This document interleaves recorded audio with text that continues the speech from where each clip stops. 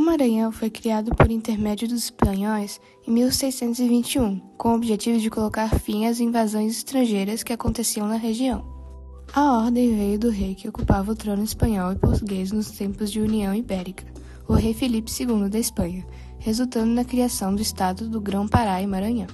Em 1630, a região foi conquistada pelos holandeses, mas depois que eles foram expulsos, a economia local começou a sofrer problemas de abastecimento, pois era muito simples. Em 1654, os portugueses reconquistaram a região, e o estado passou a se chamar Estado do Maranhão e Grão-Pará. Incorporava territórios que iam do Ceará até o Amazonas. Era uma região mais humilde. A economia era sustentada a partir de atividades de subsistência, ligadas à agricultura e o extrativismo, como a produção de cacau, algodão, tabaco, e até alguns se arriscavam na produção de açúcar. O extrativismo era marcado pelas drogas do sertão, como canela, anil e alecrim. Por ter uma economia bem simples e pouca circulação de dinheiro, o Estado dependia do trabalho escravo realizado pelos indígenas, pois eles não tinham dinheiro para comprar africanos. Portanto, era muito comum que fossem realizadas incursões que caçavam, capturavam e revendiam indígenas como escravos. A questão indígena, porém, era um tópico conflituoso. Os jesuítas acreditavam que a sua escravização iria impedi-los de serem catequizados e educá-los para assim explorar seu trabalho. Já os colonos defendiam a sua escravização. A partir da década de 1680, a administração colonial determinou que todo o comércio em São Luís fosse realizado pela Companhia de Comércio do Maranhão. Ela entrou em atividade em 1682, quando monopolizou o comércio do estado.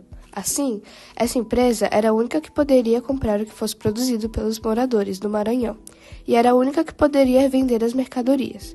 Esse monopólio era conhecido como estanco. Na questão dos escravos, a Companhia do Comércio do Maranhão tinha como promessa a entrega de remessas regulares de escravos africanos, como forma de substituir os indígenas, controlados pelos jesuítas. A promessa era de enviar 10 mil africanos em até 20 anos, mas as remessas de escravos não foram cumpridas.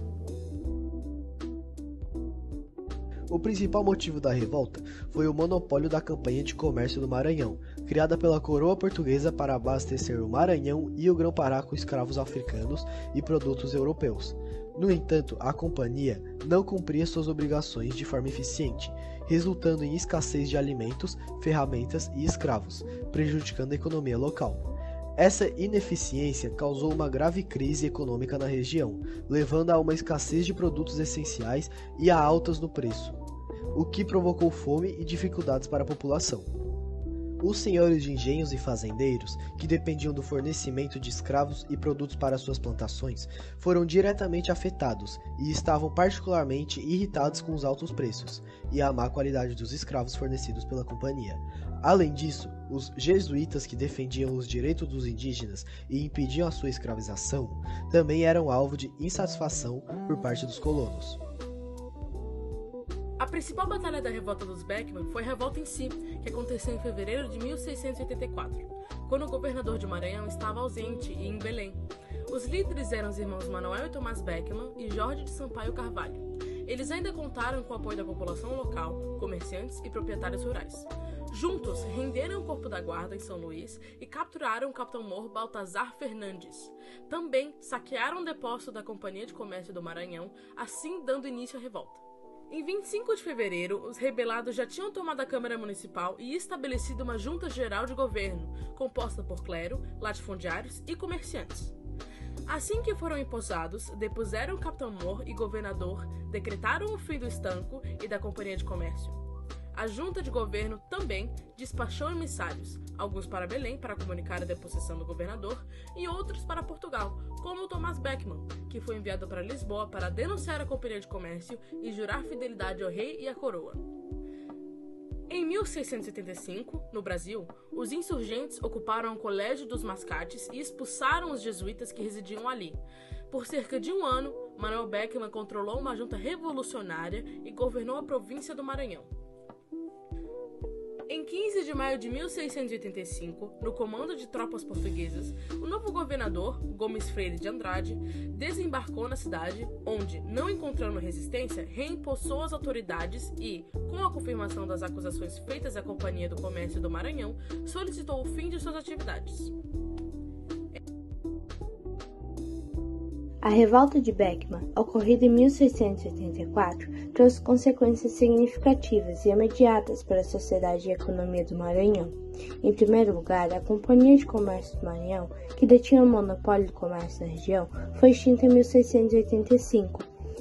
A pressão popular e o descontentamento dos comerciantes locais, que se sentiam prejudicados pelo monopólio da companhia, além dos proprietários rurais, que reclamavam de não receber preços justos por seus produtos, foram determinantes para sua extinção.